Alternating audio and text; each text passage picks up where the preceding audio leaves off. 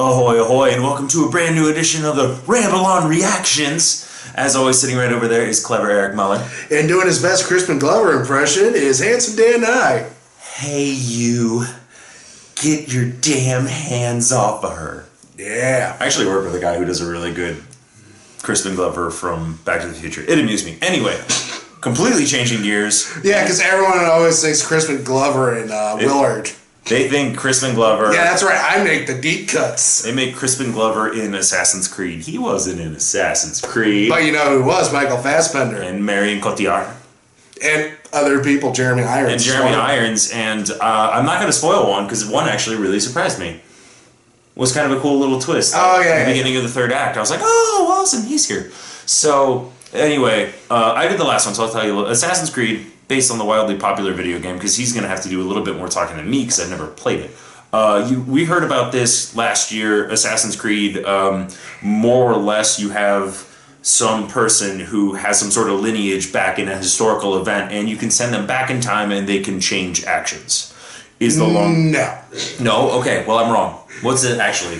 Pretty much, this corporation takes people and uses their DNA to bring back the memories of their loved ones in the past, and then they're able to see everything that happened in the past that they did. They can't change anything, but they're able to see what they did. So that way, if you're like trying to find a MacGuffin, you can find it that way. You could find a MacGuffin. Is that different? Is that how the actual game goes? Because you're playing the character. So that's my mistake. Because clearly, I'm assuming it's the game rules, but it's movie rules, so where it's like you're just watching those actions, which makes a lot more sense. Yes. I found this really interesting. He went and saw Warcraft early in the year. I was kind of hedging my bets for Assassin's Creed when you get... I think it was the same director even as Macbeth last year. Yeah, it was the same director as Macbeth, and then the two main stars, so Marion Cotillard and Michael Fassbender. And watching it, I will say for what they were working with, it was acted really well. Like, I was surprised to see Fassbender and Cotillard, like, putting a lot out there and going, like... Hearing some of the lines we heard delivered by those two with this kind of emphasis, I'm like, I can't buy the line, but I'm really impressed with how you delivered it. I think I chuckled at one. I think I chuckled at a couple too. Anytime there is a MacGuffin in it, and anytime you mention the MacGuffin in this movie, you can't keep a straight face. Like, you can, it sounds good on paper, I'm sure. Oh, but yeah. when you bring it up in this context, it's like, eh. So what did you like about this one? Like Michael Fassbender, I thought he did a great job. This is also the first time of him producing a movie. I like the scenes in ancient Spain. Well, not really ancient Spain, medieval Spain. Medieval Spain, the Inquisition. Yeah, the Inquisition, because I thought that was a smart idea. So instead of trying to steal an idea from one of the games that's already out there, because I think they're on their 6th installment. There's a lot. I'm not sure how many. But, you know, they did an original story, but still using some of the basics stories from the games. Which I heard when they said they were going to do that, most people were like, oh, this is good. That's not directly based off of another game. Right, unlike Warcraft, which literally took the script from the games and handed it to everyone in Hollywood and goes, say these lines.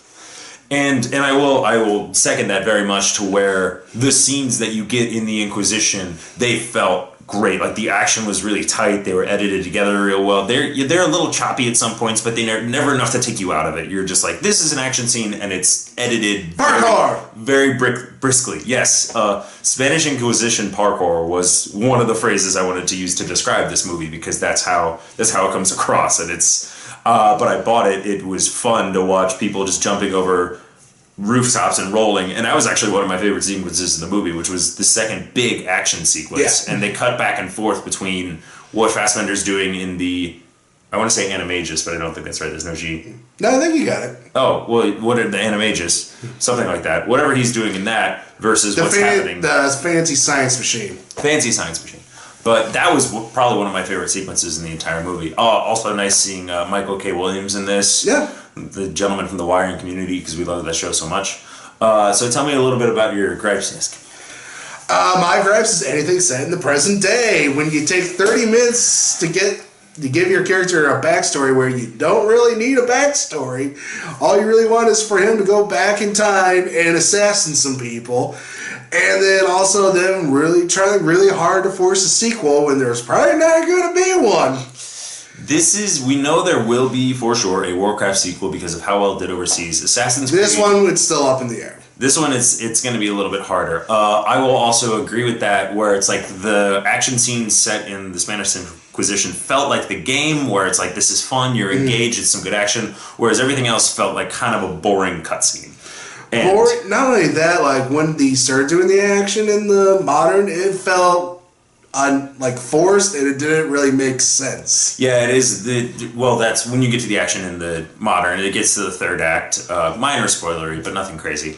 And then I will also lump in Jeremy Irons, who's, I don't want to say sleepwalking. I put him at about 80% caring, where he wasn't like completely out of it, but you're just kind of expecting more, and he's kind of, even from the word go, you're not even over the top, but it's like, you're the bad guy. You're clearly the bad guy. Like, I'm being spoon-fed bad guy by Jeremy Irons right now. So, I'm trying to think if I actually had there weren't many other complaints I had with this movie. That's what I was telling him after we saw this. I actually felt very engaged by this film. I was kind of surprised that it was doing as good a job keeping me in the story as it did. And that's why I said the acting was really good. It was very well shot, but it was that script, and it was the plot that it just kind of kept... And the pacing. And it just kept... There were just the little parts that kept letting you down. Like, the more you thought about it, the more plot holes there were. And it's like, those things will easily make or break our film for me. So it's like, it's one of these weird things where I've also said, I'm just now starting to realize reviewing, there are films that I know aren't that great, but I kind of enjoy them. So this is one of those instances where it's not a good film, but it is enjoyable to watch. So... other thoughts before we rate this? Nah, let's go ahead and rate this bad boy. Okay, bad boy rated. C-. Again, this is almost exactly like the other review did. I'm just going to give it a C. No need to go rush out and see it. It is a video game movie. However, I feel like it's a slow... Like, if you're on an on-ramp going from south to west, or because south would be how video game movies have gone at this point. And now they're kind of on an on-ramp. Like, one of these days they're going east, and one of these days they're going to start going north, and they're going to start going up. So, these past two movies have been... You saw Warcraft. Yeah. It was favorable. I saw Assassin's Creed. It was enjoyable and engaging. So it's definitely going to be interesting to see where they go in the next, we'll say 3 years. Because we all know there's another Resident Evil movie coming out. That's coming out this month. That's coming out in January. Yeah. Welcome to the year 2017. Well, I mean, that, even though we can crap on that because it's not our cup of tea. It's so easy to do. It's so easy to do. However, they're on their fifth movie? Fifth or sixth. Fifth or sixth. So somebody is watching them, just like the Underworld movies, which is, a video game. Oh, last thing before we start. Yeah, I know. I'm saying it just plays that way. Oh, okay. The last thing I will say is I still think the best video game movie this year was Hardcore Henry, which was not based on a video game, but in a video game style, all from the first-person point of view. It's a much more interesting take on something that they went the opposite direction from. You keep on seeing Hollywood trying to shoehorn video games into movies, whereas they did the opposite way, where they took an aspect from a video game and shoved it into a movie, and it actually worked really well. So, thank you for watching. As always, like, comment, subscribe, share. Tell us what you thought about Assassin's Creed. I was oddly surprised, and it kind of went over my expectations. I think you knew what you were getting into. It was exactly what I thought it was going to be. Would little tease, would this make your bottom 5? Nah. Me neither. I've seen worse. Not on. Thanks, DC. So, as always, thank you very much for watching. Ahoy, ahoy. Watch out for Michael Fassbender's third dagger. Ramble on. Ooh, Shane reference. I'm going to keep watching you as you try not to laugh over that.